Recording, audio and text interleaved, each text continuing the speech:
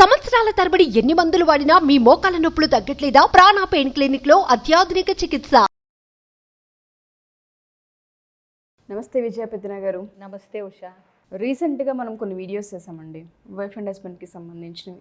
వాటిల్లో కొన్ని కామెంట్స్ నేను చదివాను. కొంతమందివి ప్రాక్టికల్గా ఇళ్ళల్లో జరిగే సమస్యలు కూడా కొన్ని మనం చూస్తూ ఉంటుంటాం. పెళ్ళయ్యే ముందు మా వైఫ్ది శాలరీ చాలా ఎక్కువ ఉండేది. అప్పుడప్పుడు తను సరదాగా ఆట పట్టించేది నన్ను. అన్నిట్లో నీకంటే నేనే హై అంటే క్వాలిఫైడ్ అన్నట్టుగా అలా చెప్తూ ఉండేది. నాకు సరదా బాగా అనిపించేది. బట్ రాను రాను రాను అది ఎక్కడో నన్ను చిన్న చూపు చూస్తున్నట్టుగా, కొంచెం ఏదో దిగజారుస్తున్నట్టుగా, లేదు అంటే చులకన చేసినట్టుగా అనిపిస్తుంది. శాలరీలో హై అని, లేదంటే నాకంటే వయసులో చిన్నదైనా తనే ఎక్కువ సేవింగ్స్ చేస్తున్నట్టు చెప్తుంది. నాకు ఎక్కడో ఇబ్బందిగా ఉంది. నేను తట్టుకోలేకపోతున్నాను ఈ పెయిన్ని. ఎలా ఓవర్కమ్ చేయాలి, నేను ఎలా కమ్యూనికేట్ చేయాలి? సర్వసాధారణంగా ప్రతి ఇంట్లో మనం చూస్తూ ఉంటుంటాం. కంపారిజన్ కొన్నిసార్లు కొన్ని విషయాల్లో తీసుకోగలం, కానీ శాలరీ ఒకటి, దాంతోపాటు ఫ్యామిలీకి సంబంధించి మాట్లాడినప్పుడు ఏ హస్బెండ్ అయినా ఏ భార్య అయినా వాటిని తీసుకోలేరు. సో ఈ కేసుకి సంబంధించి మనం ఏం మాట్లాడచ్చు? ఇది అంటే సరదాగా మొదట్లో తీసుకున్నారు, పెళ్ళైన కొత్తల్లోనో పెళ్ళవక ముందో. ఇప్పుడు ఎందుకు సరదాగా అనిపించట్లేదు అనేది అసలు ఫస్ట్ క్వశ్చన్. అప్పుడే తను అలాంటిది సరదాగా ఎక్స్ప్రెస్ చేసిందా, లేకపోతే నిజంగా సరదాగా అంటుందా? చూడండి, కొన్నిసార్లు ఒకసారి 2 సార్లు అంటే సరదాగా పర్లేదు, కానీ ఎక్కువ సార్లు అంటే అవతల వ్యక్తికి ఇదే వాళ్ళ అభిప్రాయమా అనే ఒక నిర్ణయానికి రావటం జరుగుతుంది. ఇంకొకటి, పెళ్ళైన కొత్తల్లో, పెళ్ళవక ముందల పెళ్ళైన కొత్తల్లో ఏంటంటే ఏదన్నా తీసుకోగల ఇష్టము, అంటే ఇది ఆ కొత్త అట్రాక్షను అవి ఎక్కువ ఉంటాయి. బట్ ఇప్పుడు పిల్లలు ఉన్న తర్వాత కూడా ఇదే రకమైన వాక్యాలు వినపడటం అనేది అందరూ అంత ఈజీగా తీసుకోలేరు. వాక్యం వినపడటం వేరు, బిహేవియర్ వేరు. ఇప్పుడు బిహేవియర్లో ఇప్పుడు నువ్వు చెప్పిన దాన్ని బట్టి నాకు అర్థమైంది ఏంటంటే, అంటే ఆవిడ ఎక్కువ అంటే డామినేటింగ్గా ఉన్నారు వైఫ్ అనేది ఒకటి, కుటుంబ నిర్ణయాలు, ఆర్థిక పరమైన నిర్ణయాలు కూడా ఆవిడే తీసుకోవటంతో ఈయనకు చులకన భావం ఏర్పడింది అనేది కూడా ఒకటి మనం అనుకోవటం జరిగింది. సో ఇట్లాంటప్పుడు ఏంటంటే ఫస్ట్ ఆలోచించాల్సింది, ఈయన ఆ నిర్ణయాల వల్ల కుటుంబానికి మొత్తంగా మంచి జరుగుతుందా లేదా. అంటే ఇప్పుడు కొంతమంది ఏంటంటే ఉషా అన్నీ నెత్తి మీద వేసేసుకుని చెయ్యాలనుకుంటారు. నేను కేపబుల్, నేను సమర్థురాలిని కాబట్టి అన్నీ చక్కబెట్టేయాలి. ఒక రకంగా అది వాళ్ళకి స్ట్రెస్సే. సో నేను చేసేయగలను, నేను చక్కదిద్దేయగలను, వాళ్ళ మీద భారం పడకుండా నేను అన్నీ మేనేజ్ చేయగలను అని అనుకోవటం వేరు. వాళ్ళకి తెలీదు, చేత కాదు కాబట్టి నేను అన్నీ చేస్తాను అనే యాటిట్యూడ్ వేరు. రెండోది ఎప్పుడైతే ఉంటుందో అది భర్తలకు ఇబ్బందికరంగా మీరు చెప్పినట్టుగానే ఆ రెండోదే తనకి ప్రాబ్లం. నీకేమీ చేత కాదు, నేనే ఎక్కువ సంపాదిస్తున్నాను, నా వల్ల సేవింగ్స్ ఎక్కువ అవుతున్నాయని, నా వల్ల ఫ్యామిలీ నడుస్తుంది అన్నది ఎక్కడో తెలియకుండానే అహం అంటామా లేదు అంటే యాటిట్యూడ్ అంటామా తెలియదు, కానీ నాకు ఇబ్బందిగా ఉంది అనేది తన ప్రాబ్లం. సో ఇక్కడ అదే నేను అంటుంది, అది ఈయన వర్షన్. బట్ అందులో ఇన్ఫీరియర్ ఈయన ఫీల్ అవుతున్నారా, ఆవిడ జీతం ఎక్కువ అనేది కూడా ఒక కోణం ఉంటుంది. ఇప్పుడు చూసే దృష్టిని బట్టి ఉంటుంది. సో ఒకవేళ ఆవిడ మామూలుగానే నా జీతం ఎక్కువ కదా, ప్లస్ నేను ఇవన్నీ చేయగలను కదా, నేను చూసుకుంటానులే, నీకెందుకులే ఇబ్బంది అన్నా కానీ, ఓహో నాకు అంత సమర్థవంతుడిని నేను కాదని, తనైతేనే బాగా చేస్తుందని నమ్మకంతో ఇలా మాట్లాడుతుందా అని ఎక్కడో ఒక ఇన్సెక్యూరిటీ, ఇన్ఫీరియారిటీ కూడా ఎస్పెషలీ మగవాళ్ళకి వచ్చే అవకాశాలు ఉన్నాయి. అది గమనించుకోమంటున్నాను. అంటే ఇంటెన్షన్స్ ఆఫ్ భార్య, అతని వైఫ్ ఇంటెన్షన్స్ ఏంటి, నిజంగా చులకన చేస్తుందా, చులకన చేయబడుతున్నానని ఈయన ఫీల్ అవుతున్నాడా? రెండిటికి తేడా ఉంది కదా, అవునా? ఆ లైన్ తెలుసుకుంటే ఫస్ట్ అసలు ఇబ్బంది ఉండదు. ఒకవేళ ఈయన అనుకున్నట్టు ఆవిడ లైన్ క్రాస్ అయ్యి ఈయన్ని చులకన చేయటం, లెక్క చేయకపోవటం, చిన్న చిన్న నిర్ణయాల్లో కూడా ఇంపార్టెన్స్ ఇవ్వకపోవటం, పెత్తనం అంతా నాదే అనుకోవటం, ఇలాంటివి కనుక చేస్తూ ఉంటే కూర్చోబెట్టి మాట్లాడగలగాలి. అంటే తన ప్రవర్తన, తన యాటిట్యూడు, తన తీసుకునే నిర్ణయాల వల్ల తనని పక్కకు పెట్టేసి ఇంపార్టెంట్ డెసిషన్స్ ఆఫ్ ఫ్యామిలీ కూడా సంప్రదించకుండా కానీ, లేదా చెప్పిన వాటికి లెక్క చేయకుండా నేను అనుకున్నదే చేస్తాను అనటం కానీ అతన్ని ఎంత ఇబ్బంది పెడుతుంది అనేది క్లియర్గా ఆవిడికి చెప్పగలగాలి. చాలా సందర్భాల్లో ఏమవుతుందంటే ఉషా, నా దగ్గరికి వచ్చి భార్యాభర్తలు ఇద్దరూ చెప్తున్నప్పుడు ఈ విషయం ఇప్పుడు దాకా తనకు కూడా చెప్పలేదండి, మీ ముందే చెప్తున్నాను, మీకే చెప్తున్నాను అనుకుంటా చెప్తారు. నేను ఇప్పుడే వింటున్నాను, ఇది కనుక నాకు ముందే తెలిసినట్టయితే నేను కొంచెం కేర్ఫుల్గా ఉండేవాళ్ళం అని చెప్పి రెండో వాళ్ళు అంటూ ఉండటం జరుగుతుంది. సో అందుకని ఏంటంటే మొదట వీళ్ళకి ఏదైతే అవతల పార్ట్నర్లో ఇబ్బందికరంగా ఉందో అది కమ్యూనికేట్ చేయండి మీకు తెలిసిన విధానంలో. అంటే డిస్కషన్ లాగా, ఆర్గ్యుమెంట్ లాగా కాదు, వాదన వద్దు, చర్చ చెప్పి అప్పటికీ మారకపోతే తను ఎవరు చెప్తే వింటుందో వాళ్ళ ద్వారా ప్రయత్నించవచ్చు. అంటే వాళ్ళ అమ్మగారో నాన్నగారో తమ్ముడో అన్నయ్యో ఉంటారు కదా, వాళ్ళు చెప్తే మనకి బుర్రలోకి వెళ్ళే వాళ్ళు ఒకళ్ళిద్దరు ఉంటారు మనకి, ఫ్యామిలీ మెంబర్స్ లేదా ఫ్రెండ్స్ ద్వారా ట్రై చేయొచ్చు. అలాంటి రిలేషన్షిప్ ఉంది, చెప్తే వింటారు అనుకుంటే. లేదు అంటే కనుక కంపల్సరీగా మాలాంటి వాళ్ళని సంప్రదించాలి. మీరు అన్నట్టుగానే ఒకవేళ నిజంగానే కొంతమంది భార్యలు పెత్తనం చూపించాలన్న పేరుతోనో లేదు మేము క్యాపబుల్ అన్న పేరుతోనో కొన్నిసార్లు తక్కువ చేసే అవకాశాలు ఎక్కువగా ఉంటుంటాయి. అది కూడా పిల్లలు పుట్టి పెద్దవాళ్ళు అవుతున్న ప్రాసెస్లో ఇది కనిపిస్తూ ఉంటుంది. పిల్లల ముంద ఏ భర్త కూడా తక్కువ అని అనిపించుకోవడానికి ఇష్టపడరు. అలాంటివి చాలా ఫ్యామిలీస్ బయట ఉన్నాయి.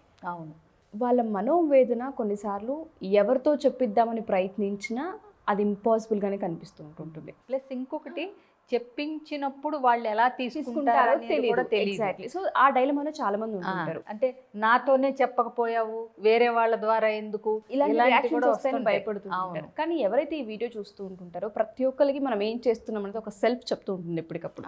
ఆడవాళ్ళ వైపు మనం మాట్లాడితే వాళ్ళకి మనం ఏం చెప్పచ్చు అంటే ఎక్కడ దెబ్బ పడుతుంది భర్తని, ఒకవేళ ఇఫ్ ఇన్ కేస్ మీరు అనుకున్నట్టుగానే అన్ని స్థాయిల్లో వీళ్ళే హై ఉన్నా తనకు ఇవ్వాల్సిన రెస్పెక్ట్, తనకి ఇవ్వాల్సిన వాల్యూ ఎప్పుడైతే ఇవ్వకుండా ఉంటూ ఉంటామో అది కూడా పిల్లల పుట్టిన తర్వాత ఎఫెక్ట్స్ ఏ విధంగా ఉంటాయి ఇద్దరి మధ్య.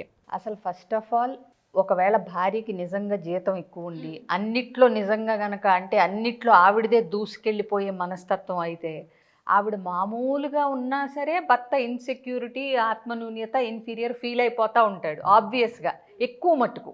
ఏది ఈవిడ జాగ్రత్తగా ఉన్నా సరే, అంటే ఆవిడ పాటికి ఆవిడ ఉన్నా సరే, అలాంటిది పనిగట్టుకుని ఇట్లాంటి స్టేట్మెంట్స్ అదేంటి చులకన చేయటం ఇవన్నీ ఉంటే ఇంకా అతను ఎంత నరకం అనుభవిస్తాడనేది తెలియదు. ఈ అమ్మాయికి తెలియకుండా ఏదో ఒక రోజు అది ఎఫెక్ట్ లాంగ్ రన్లో చూపిస్తూ ఉంటుంది. అది తెలియకనే ఈ ప్రవర్తన చేస్తుంటారు ఆడవాళ్ళు. సో అందులో మన సొసైటీలో ఏంటి, సమాజంలో జనరల్గా ఉన్న సిస్టమ్ ప్యాటర్న్ ఎట్లా ఉంటుంది, ఎప్పుడు కూడా భర్త వయసులో కొద్దిగా ఎక్కువ ఉంటాడు, జనరల్గా సంపాదనలో ఎక్కువ భార్య కంటే. ఇలాంటి ఒక పంధాలో ఉండటం అలవాటు అయిపోయిన తర్వాత మామూలుగానే ఏడిపించేవాళ్ళు, సరదాగా టీజ్ చేసేవాళ్ళు ఉంటారు. నీకేంటయ్యా మీ ఆవిడ బ్రహ్మాండంగా సంపాదిస్తుంది అని. దాన్ని కాంప్లిమెంట్గా కంటే నెగిటివ్గానే ఎక్కువ తీసుకుంటారు మగవాళ్ళు. అది ఆ మేల్ ఈగో అనేది అది ఒప్పుకోనివ్వదు చాలామందిలో. వీళ్ళు మగవాళ్ళు ఒప్పుకున్నా ఒప్పుకోకపోయినా వాళ్ళ అహం ఆ భార్య డామినేటింగ్గా ఉంది, శాలరీ ఎక్కువ ఉంది అనేదాన్ని వీళ్ళే తీసుకోలేరు ఫస్ట్ ఆఫ్ ఆల్. అలాంటప్పుడు అసలు భార్యకి ఒక రకంగా భర్తని అంటే ఇన్సల్టింగ్ ఫీలింగ్ లేకుండా ఇవన్నీ చేయాలంటే ఒక రకంగా మంచిగా ఆలోచించే భార్యకి అది కత్తి మీద సాము. అంటే ఎక్కడ నా భర్త ఇన్ఫీరియర్గా ఫీల్ అవుతాడో నేను కేర్ఫుల్గా ఉండాలని. అలా కాకుండా ఇప్పుడు ఈ కేసులో పనిగట్టుకుని ఇలా చేస్తే ఇంకా ఇతను ఇంకా హర్ట్ అయ్యి ఇంకా అంటే ముడుచుకుపోయి విడిపోదామని నిర్ణయాలకు కూడా వచ్చేస్తూ ఉంటారు కొంతమంది. చాలా మంది ఆడవాళ్ళకి ఇది తెలియక సంసారాలని పాడు చేసుకుంటారు. తెలియకేం కాదు ఉషా, ఏంటంటే నేనే సూపరు అనే ఒక సుపీరియారిటీ కాంప్లెక్స్, లేకపోయినా బతికేస్తాను అనే యాటిట్యూడ్ ఇప్పుడు ఈ కాలం బాగా కనిపిస్తుంది. అంత తెలియకుండా ఏం కాదు. ఎందుకంటే అవతల వ్యక్తి ఫీల్ అవుతున్నప్పుడు ఇవన్నీ మన పార్ట్నర్ మన ఫీల్ అవుతుంటే మనకి మొహంలో తెలియదు. బట్ ఏంటంటే ఎక్కడో కొన్నాళ్ళ తర్వాత కొంతమందికి చూడు, ఏది అందరినీ ఒకే ఘాటిని కట్టేలేం మనం. బట్ తెలియకుండా అయితే ఉండదు. అవునా, ఇతని ప్రవర్తనలోనో ఇతను అంటే ముభావంగా ఉండటంలోనో ఏదో మొత్తానికి అవతల వ్యక్తికి నేను చేసేది హర్ట్ఫుల్గా ఉంది అని తెలియనంత అమాయకత్వంలో ఉండటం కూడా తప్పే. మరి తెలియదని అంటే గనక తెలుసుకోవాలి కదా మనం ఏం మాట్లాడుతున్నాం, అవతల వ్యక్తికి అది ఎలాంటి రియాక్షన్ వస్తుంది అనేది వైఫ్ అండ్ హస్బెండ్ కేర్ఫుల్గా ఉండాలా వద్దా? అవునా, ఏంటంటే ఒకలాంటి నాకే తెలుసు, నేను చిన్న వయసులోనే అతనికంటే ఎక్కువ ఉండటం, స్లోగా ఏంటంటే నేనే రన్ చేసేయగలను షో మొత్తం అనే ఫీలింగ్కి వెళ్ళిపోతారు. ఇంకొకటి, ఈయన కూడా మొదట్లో ఏమన్నా ఆమె కేపబుల్ కదా అని అన్నీ ఆవిడకి వదిలేయటం, నువ్వు చూసుకోలే అని అన్నిటికీ ఎక్కువ ఆధారపడటం కానీ ఇట్లాంటివి జరిగితే కూడా ఆడవాళ్ళకి స్లోగా ఆ చులకన భావం అనేది స్టార్ట్ అవుతుంది కొంతమందిలో. అంటే ఏంటంటే బౌండరీస్ సెట్ చేయకపోవటం, ప్రతిదానికి ఈవిడ మీద ఆధారపడటం, ఫస్ట్ టైమే హర్ట్ అయినప్పుడే ఆ బిహేవియర్ తనకి నచ్చలేదు అనేది ఎక్స్ప్రెస్ చేయకపోవటం, వీటన్నిటి వల్ల కూడా వాళ్ళు గ్రాంటెడ్గా తీసేసుకుని వీళ్ళు హర్ట్ అవుతున్నారా లేదా అనేది పట్టించుకోకుండా వాళ్ళ పాటికి వాళ్ళు ఫ్లోలో వెళ్ళిపోతూ ఉంటారు కొంతమంది.